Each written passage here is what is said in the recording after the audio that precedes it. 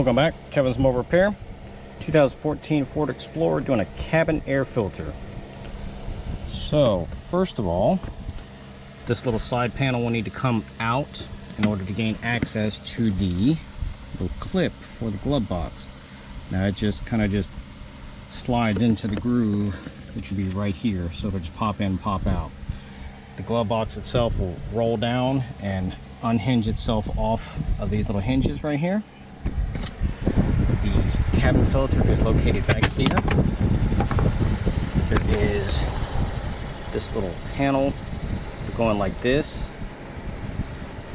So I used a screwdriver to pop out the two clips and roll it out this way. Now I'm going to use a little right angle pick in order to get this out, because you can't really get anything in there in order to get it.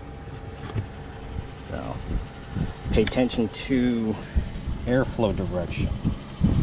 So this one will be, not telling, but the way that the motor is sitting in there, the air is going to be going up. So we want airflow going this way as you put it back in. See the airflow? So it goes that way.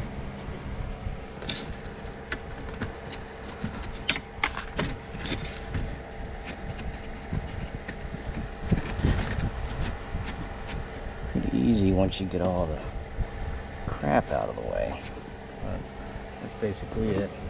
And then the little clip going from the top. These little clips are kind of hard to get to. You can get your fingers back there, you can pop them loose, but I got a screwdriver to pop each side off in order to get it. But other than that, pretty simple. It's about a 5-minute job. Just take your time, don't break any of the plastic.